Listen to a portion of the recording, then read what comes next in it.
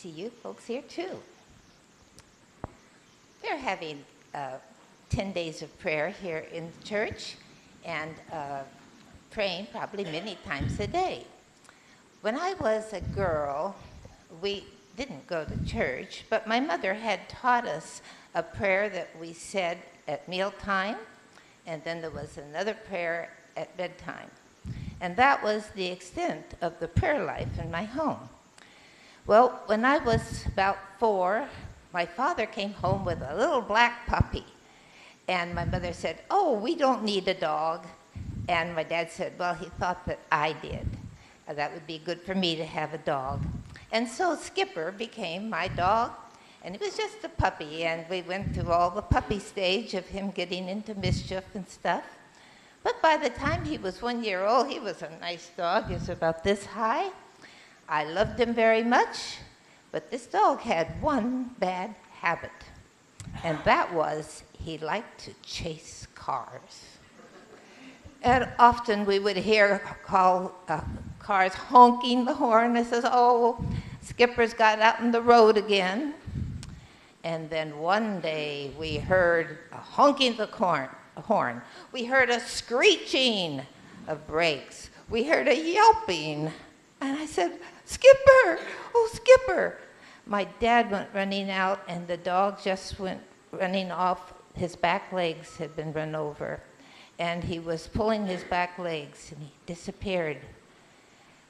And I said, "What's going to happen to Skipper?" And the dad says, "Oh, I don't know." He said, "Sometimes dogs can just heal themselves if they'll go out in the mud and lay in it." Well, next day I looked for Skipper. I couldn't find Skipper. I called him. He brought out food. He didn't come to eat. And I was so concerned. And so my mother said, "Well, we could pray for Skipper." "Oh, can we?" "Yes." So she taught me just a little prayer to ask Jesus to please find Skipper and heal him and bring him home. And so now I had something more to pray for besides eating and going to bed.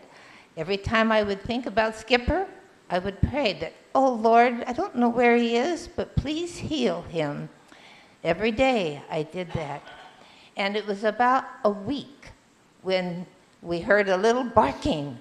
I went running outside, and there was Skipper, tail wagging and ready for some loving.